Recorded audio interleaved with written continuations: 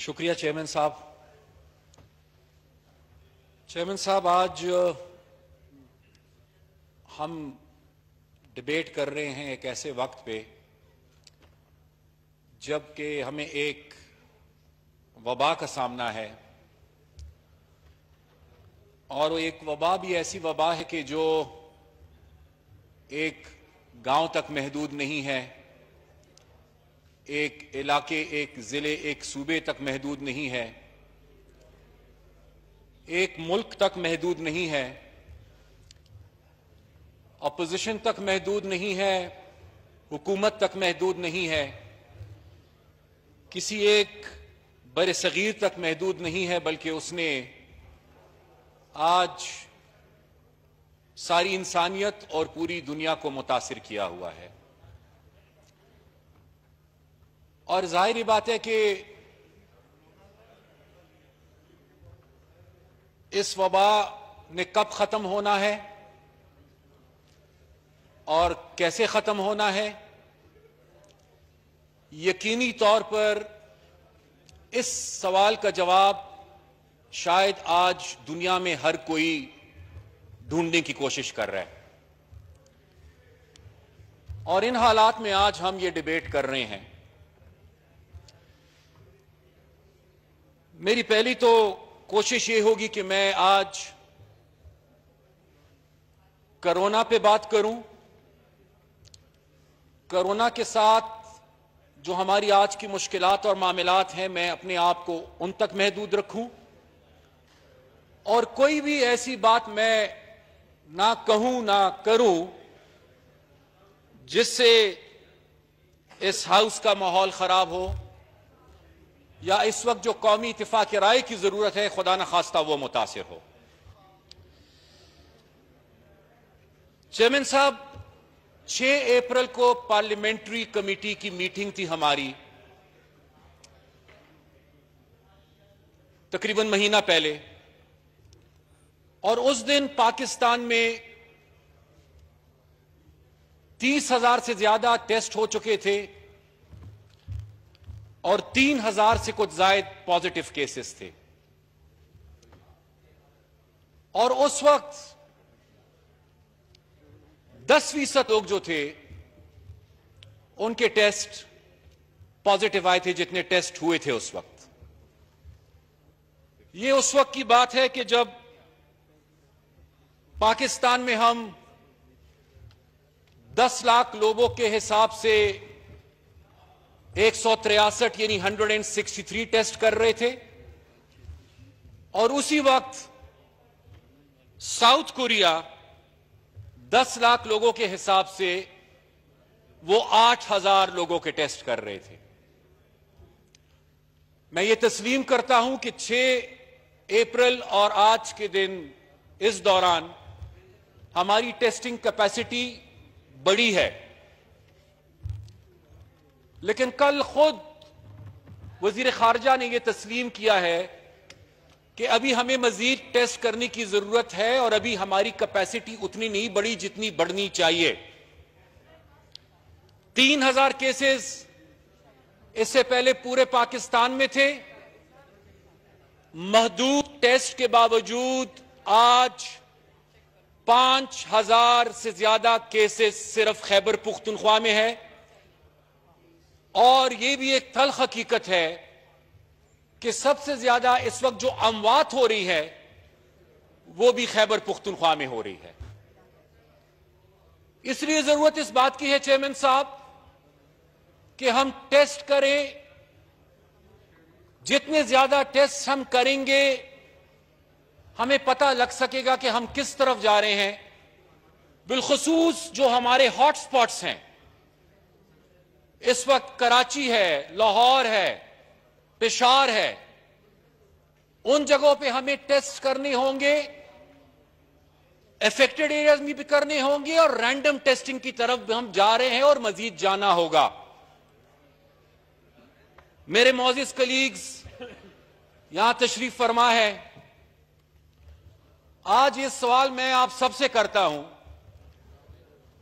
कि अगर आपके इलाके में किसी में भी कोई अलामात जाहिर होती हैं या ज्यादा या कम, आया यह हकीकत नहीं है कि अक्सरियत लोग आज भी टेस्ट कराने से घबराते हैं? लोग खुद टेस्ट कराने नहीं जा रहे। आज भी ये हालात है। मेरे ख्याल से मैं तो नहीं था, शायद मेरी गैर मौजूदगी में साबका वजीर आजम साहब ने मर्दान का जिक्र किया था। मैं ये भी आपके सामने सवाल रखना चाहूंगा चेयरमैन साहब कि आज तो हम यहां एहतियात कर रहे हैं, फासले पे बैठे हैं, एक दूसरे से गले नहीं मिल रहे, हाथ नहीं मिला रहे। मैं ये भी सवाल रखना चाहूंगा कि हमारे इलाकों में आया आज भी इस वक्त जब ये डिबेट जारी है, लोग एक दूसरे से हाथ मिला रहे हैं कि नहीं मिला रहे? लोग एक दूसरे से गले मिल रहे हैं कि नहीं मिल रहे? बाजारों की आज क्या सूरत हाल है? ये मैं इसलिए नहीं कह रहा कि मैं ये कहूं कि ये सारी हुकूमत की गलती है। ये मैं इसलिए कह रहा हूं चेयरमैन साहब कि जो आगाही लोगों में होनी चाहिए वो आगाही आज भी बदकिस्मती से हमारे लोगों में नहीं है, और वो आगाही हम सबको मिलकर पैदा करनी होगी।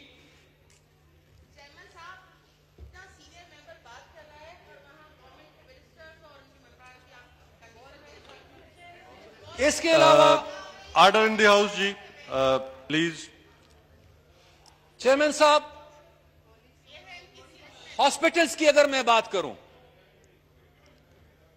पीपल इन जनरल, खासकर अगर किसी में सिम्टम्स भी होते हैं चेयरमैन साहब, they are reluctant to go to the hospitals. सबसे पहला केस पाकिस्तान का जो फौतगी हुई वो मर्दान की थी, मेरे हल्के की थी, मंगामी हुई।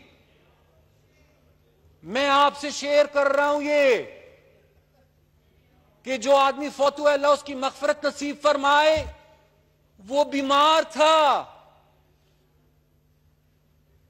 वो सख्त बीमार था, उसके बावजूद अस्पताल नहीं जा रहा था।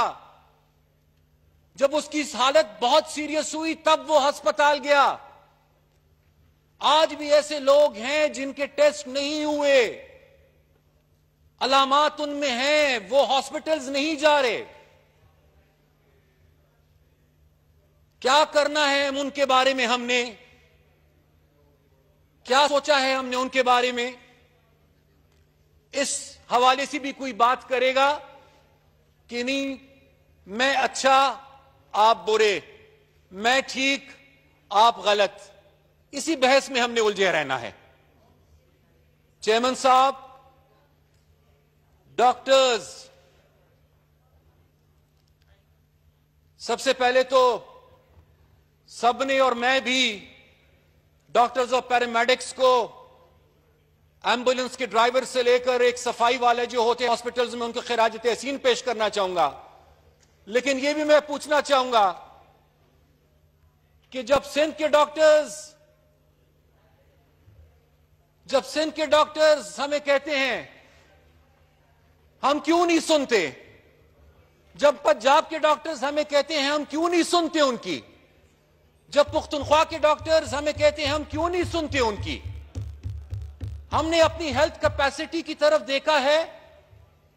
अभी यूएनडीपी की रिपोर्ट आई है, अभी उनकी रिपोर्ट आई है, और वो फिगर्स मैं दोहरा देता हूं कि डेवलप्ड कंट्रीज में फॉर एवरी 10,000 पीपल वहां पर 30 फिजिशियन, हमारे 10 से कम। वहां पर 81 नर्सेस, हमारे 5 से कम। वहां पर 55 हॉस्पिटल बेड्स, हमारे 6। यह भी मैं किसी एक पॉलिटिकल पार्टी की तनकीद नहीं कर रहा। जितनी भी 1947 के बाद हम सब हुकूमत में रहे हैं, हमने अगर प्रॉपरली हेल्थ सेक्टर में इन्वेस्ट नहीं किया है, ये फिगर्स बताते हैं कि इसके लिए हम सब रिस्पॉन्सिबल है। सब ये कलेक्टिव रिस्पॉन्सिबिलिटी हमें अपनी एक्सेप्ट करनी होगी। और इन हालात में जहां पर एक सूबे में एक दिन में 1000 केसेस हो रहे हैं, मुल्क में 2,000 पॉजिटिव केसेस आ रहे हैं। हम नहीं सुन रहे अपनी डॉक्टर्स की। और खुदा न खास्ता अगर वो हालात हमारी हुए जो यूरोप में है, तो क्या हमारा हेल्थ सिस्टम इस काबिल है कि वो उस बोझ को बर्दाश्त कर पाएगा चेयरमैन साहब? और अब चेयरमैन साहब कुछ सवालात और कुछ सजेशंस जिसमें मैं रहनुमाई चाहूंगा। सबसे पहली बात तो ये कि इस हवाले से क्या हम सब एक पेज पर है? दूसरा सवाल, क्या ये वक्त मुनासिब है कि हम सो कॉल्ड लॉकडाउन या रिस्ट्रिक्शंस में नरमी करते? Have we acted too early too fast, और या हमने ठीक किया है? तीसरा सवाल, क्या हम पीक पे पहुंच चुके हैं? चौथा सवाल, क्या पाकिस्तान में जो कर्व है वो फ्लैट हो चुका है? पांचवा सवाल, कि सब कॉन्टिनेंट में इस वायरस का बिहेवियर आया उतना एग्रेसिव है जितना यूएसए और यूरोप में है? एक और सवाल, क्या हम हर्ड इम्यूनिटी की तरफ जा रहे हैं? और अगर हम हर्ड इम्यूनिटी की तरफ जा रहे हैं तो 22 करोड़ की आबादी है, 15 करोड़ को पहले इन्फेक्ट करना है, फिर हमने ये देखना है कि हम किस तरफ जा रहे हैं।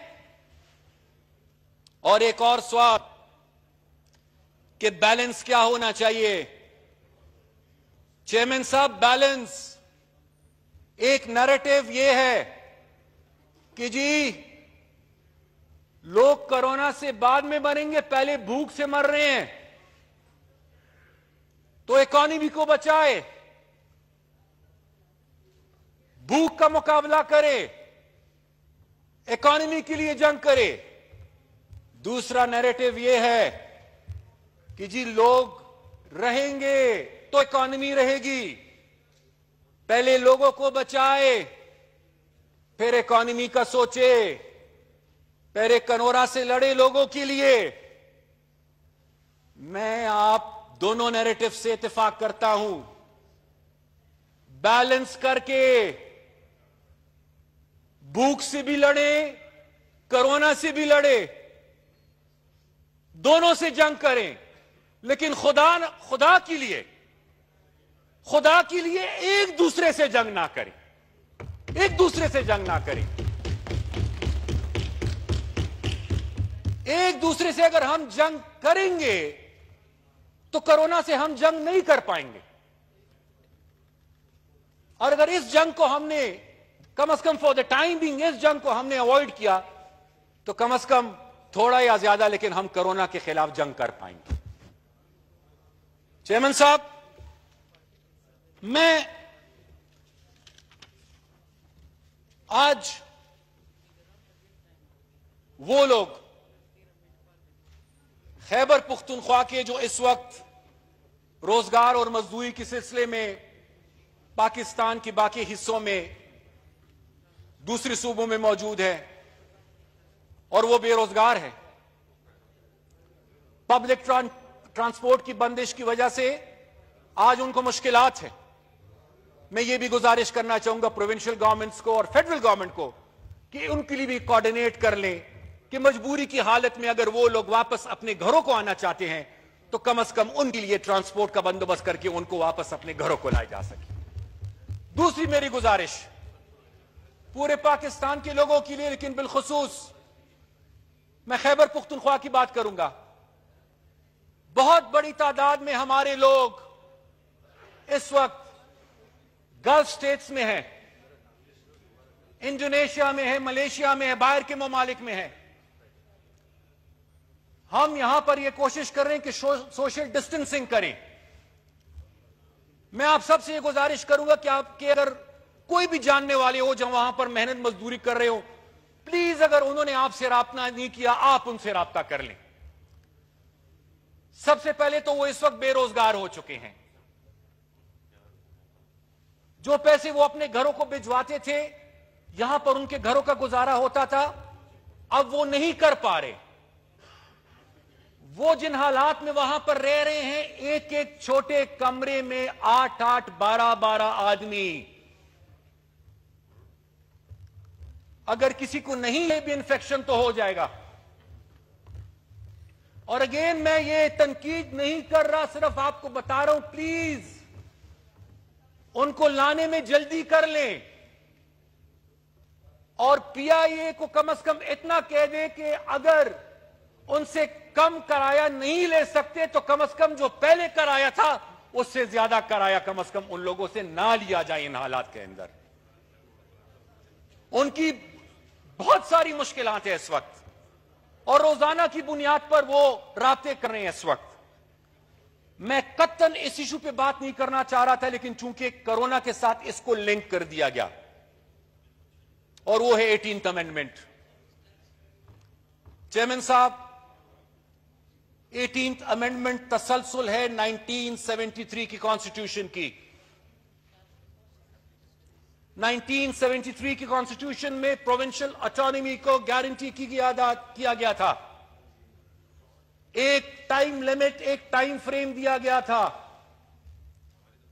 और फिर बहस ये शुरू हो जाती है कि जी फाइनेंशियल स्पेस कम है 18th अमेंडमेंट की वजह से। पहले ये तो देख ले कि एनएफसी अवार्ड जो आखिरी था वो पहले हुआ था कि 18th अमेंडमेंट पहले हुई थी? 18th अमेंडमेंट बाद में आई थी। उससे पहले एनएफसी अवार्ड हुआ था और उस एनएफसी अवार्ड के नतीजे में मरकज का हिस्सा कम हुआ था और सूबों का हिस्सा बढ़ गया था। 18th अमेंडमेंट के नतीजे में आपने सूबों को मजीद इख्तियारात दी दिए हैं, सब्जेक्ट्स डिवॉल्व हो गए हैं। चेयरमैन साहब, अब बात होगी ये नहीं कि सूबों के वसाइल कम होने चाहिए, क्योंकि सूबों की रिस्पॉन्सिबिलिटीज 18th अमेंडमेंट के नतीजे में बढ़ गई हैं और हर एक रिस्पॉन्सिबिलिटी के साथ कनेक्टेड फर्ज आपका बंदा है। तो सूबों के वसाइल, this is for the chief ministers and for the provinces to say. अभी तो मेरे ख्याल से शायद ऑनरेबल सदर मुमलिकत साहब ने कॉन्स्टिट्यूट कर दिया 10th एनएफसी अवार्ड के हवाले से कमीशन, लेकिन सूबों की डिमांड ये नहीं होगी कि हमारे वसाइल कम करें। सूबों की डिमांड ये होगी कि 18th अमेंडमेंट के नतीजे में हेल्थ डिवॉल्व हुआ है, एजुकेशन डिवॉल्व हुआ है, सब्जेक्ट्स आए हैं, सूबे के हिस्सों को कम नहीं होना चाहिए, सूबे के हिस्सों को बढ़ना होगा और यही डिमांड प्रोविंसेस की तरफ से आएगा। आप देख लीजिएगा फिर, लेकिन इसको लिंक ना करें, क्योंकि एनएफसी अवार्ड पहले हुआ था और 18th अमेंडमेंट बाद में हुआ था। और मैं ये कहूंगा कि प्लीज इस वक्त ऐसे मसलों को ना छेड़ा जाए जिससे हमारी यूनिटी मुतासिर होती हो। आखिर में चेयरमैन साहब, आखिर में इस वायरस में जिस तरह मैंने पहले कहा, इसने हर एक चीज को मुतासिर किया है। इस पार्लियामेंट को मुतासिर किया है, आज देख लें, हमें सियासत को मुतासिर किया है, मईशत को मुतासिर किया है, रोजगार को मुतासिर किया है, मजदूर को मुतासिर किया है, ताजिर को मुतासिर किया है, सरमाएदार को मुतासिर किया है, अदालती निजाम को मुतासिर किया है, हुकूमती निजाम को मुतासिर किया है। इसलिए सोच समझकर मजीद फैसले हमें करने होंगे। और मैं उसी तरफ आ रहा हूं। आपने पाबंदियों में नरमी कर दी, हो गया फैसला। अब मेरे ख्याल से क्या होना चाहिए, अब हमें यह देखना होगा अपनी टेस्टिंग कैपेसिटी को बढ़ाते हुए जितना भी हम बढ़ा सकते हैं, यह देखना होगा कि इनिशियली हमारे जो परसेंटेज था इफेक्टिव का, पॉजिटिव केसेस का 10% था, रिस्ट्रिक्शंस के नरमी के बाद 10 से हम कितना आगे बढ़ रहे हैं, मोर्टेलिटी रेट हमारी कहां जा रही है, सीरियस पेशेंट्स कितने हैं। अगर हम अगर हम रेड लाइन को क्रॉस नहीं कर रहे या रेड लाइन की तरफ नहीं जा रहे तो